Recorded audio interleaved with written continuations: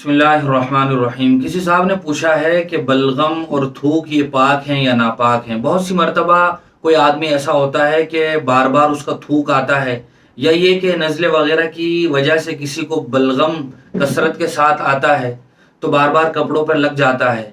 लिहाजा बलगम और थूक पाक हैं या नापाक, इस सवाल का जवाब यह है कि थूक शरीयत की नज़र में पाक है अगर वो सिर्फ थूक है, उसमें खून की मिलावट नहीं है। लिहाजा अगर वो कपड़े वगैरह पर लग जाए तो कपड़े नापाक नहीं होंगे।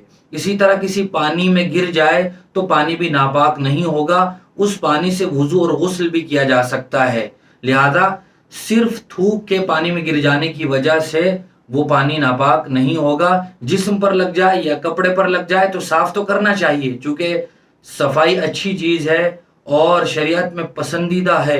लिहाजा साफ तो करना चाहिए, अलबत्ता नापाक नहीं होंगे। यही हुक्म बलगम का भी है। अगर सिर्फ बलगम है, उसमें किसी तरह के खून की मिलावट और आमेजिश नहीं है, लिहाजा बलगम वगैरह कपड़ों पर लग जाए तो उससे भी कपड़े नापाक नहीं होंगे। जिस्म पर लग जाए तो जिस्म भी नापाक नहीं होगा, लेकिन अगर लग जाए तो उसे साफ कर लेना चाहिए। इसका ये मतलब नहीं है कि साफ भी नहीं करना चाहिए।